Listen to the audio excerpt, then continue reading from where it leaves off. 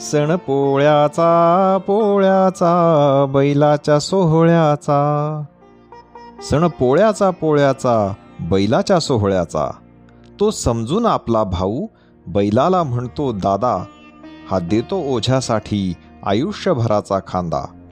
दोघांच्या कृतज्ञतेचा तो क्षण हा जिव्हाळ्याचा, सण पोळ्याचा पोळ्याचा बैलाच्या सोहळ्याचा. पुरणाची देऊन पोळी खा म्हणतो माझ्या राया, जणू नवरदेव सजलेला तो पडतो त्याच्या पाया. ऊर भरून येतो तेव्हा कुणब्याचा सावळ्याचा, ऊर भरून येतो तेव्हा कुणब्याचा सावळ्याचा, सण पोळ्याचा पोळ्याचा बैलाच्या सोहळ्याचा. फिरवून गावभर जेव्हा हा येतो त्याच्या दारी, तो उधळू देतो त्याला सोडून गळ्याची दोरी. तो 15 ऑगस्ट असतो शिवबाच्या मावळ्याचा, सण पोळ्याचा पोळ्याचा बैलाच्या सोहळ्याचा. पौळ म्हणजे रिकामा, बैल म्हणजे सतत राबणारा. वाटेल तसा वाटेल तिकडे वाटेल त्या डांभ्यात शिरून पोटभर पीक खाऊ शकणारा म्हणजे पौळ. गावाकडं एखादा रिकामटेकडा माणूस उगाच गावभर फिरू लागला की त्याला म्हणतात, काय फिरायला रे पावळासारखा, काही काम बिम नाही का तुला. सतत राबणाऱ्या बैलाला एक दिवस का होईना रिकामा ठेवण्याचा दिवस, त्याला पौळ बनवण्याचा दिवस म्हणजे पोळा. त्या दिवशी बैलाला कासरा लावला जात नाही, काठी उगारली जात नाही, शिवी दिली जात नाही. पोळ्याच्या दिवशी बैलाला अंघोळ घातली जाते, त्याची शिंगे रंगवली जातात, त्याच्या अंगावर झूल घातली जाते.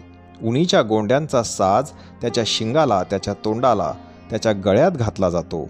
त्याच्या गळ्यात आणि पायात घुंगरांच्या माळा घातल्या जातात. या रंगीबेरंगी साजाने बैल भलता साजरा दिसतो. मग बैलाची पूजा केली जाते, त्याचे दर्शन घेतले जाते, त्याला देवदर्शनासाठी नेण्यात येते. गावदेवाच्या मंदिराभोवती बैलाला प्रदक्षिणा घालवल्या जातात, त्याला पुरणपोळी खाऊ घातली जाते. एखादा बैल पुरणपोळी खात नाही तर तो रुसला असे समजले जाते. त्याची विनवणी केली जाते, त्याच्यासमोर गुन्हा कबूल करण्यात येतो. पुन्हा गुन्हा होणार नाही याची कबुली दिली जाते. त्याला चोंभाळीत चोंभाळीत पुन्हा घास भरवला जातो. मग तो खातो. शेतकरी आनंदित होतो. मुक्या प्राण्यांशी ज्यांचा कधी संबंध आला नाही त्यांना कदाचित हे नाटक वाटेल, पण शेतकऱ्यांसाठी हे नाटक नसते. आपण बैल ठेचला, आपण त्याला नपुंसक केला, आपण त्याला येसन घातली, आपण त्याला कासरा लावला, आपण त्याला अवताला झोपला. या सगळ्या स्वार्थाच्या गोष्टींसाठी शेतकऱ्याच्या मनात असलेल्या अपराध भावाचे हे विधिनाट्य असते. या एका दिवसापुरता का होईना बैल नवरदेव झालेला असतो. ज्यांच्या घरी बैल नाहीत ते चिक्कन माती आणतात, त्याचे बैल बनवतात, त्यांची पूजा करतात, त्यांचे दर्शन घेतात. पोळ्याच्या दिवशी गोठ्याच्या भिंतीवर डवरलेले झाड काढले जाते, त्याच्या शेजारी बैल काढला जातो, त्याच्या शेजारी माणूस काढला जातो. हे सगळे कावेच्या रंगाने चित्रित केले जातात, चुन्याच्या ठिपक्यांनी सजवले जातात. दणकट हातांची ही चित्रकारी गुहेत राहणाऱ्या आदिमानवाची आठवण करून देते. आदिम काळात बैल बसव्या या नावाने ओळखला जायचा. रानावनात मस्तवालपणे फिरायचा, त्याच्या अंगातला जोम व्यक्त करत तो रानभर डिरकत फिरायचा, त्याच्या अनकुचीदार शिंगांनी सगळ्यांना मारायचा. त्याच्या त्रासाला कंटाळल्यामुळे सगळेच विचारात पडले. जाम ऋषी नावाचा एक बलदंड ऋषी होता.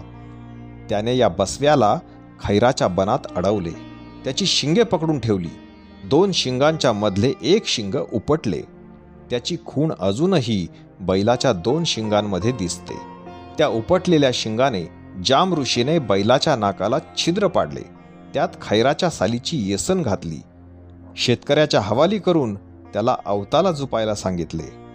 जाम ऋषी मातंग होते. तेव्हापासून पोळ्याला मातंगांचा मान आहे. बैलाच्या पूजेचे पुरोहित मातंगच असतात. ते बाण्या म्हणतात, ते बैल पूजेचे मंत्र असतात. मांगाने चांग भलं म्हणून जेवायला सुरुवात केल्याशिवाय कुणीही जेवत नाही. पोळ्याच्या दिवशी पावसाचाही मान असतो. मागे पुढे नाही तर नाही, त्या दिवशी तो हमखास बरसतो. बैलाची पाठ भिजवायला पोळ्याच्या दिवशी पाऊस येतो. सुताची गाठ भिजवायला पोळ्याच्या दिवशी पाऊस येतो. देवळाचा कळस भिजवायला पोळ्याच्या दिवशी पाऊस येतो. जुवातला पळस भिजवायला पोळ्याच्या दिवशी पाऊस येतो. गाईच्या खुरात साचायला पोळ्याच्या दिवशी पाऊस येतो. कुणब्याच्या उरात नाचायला पोळ्याच्या दिवशी पाऊस येतो. कुणब्याच्या उरात नाचायला पोळ्याच्या दिवशी पाऊस येतो.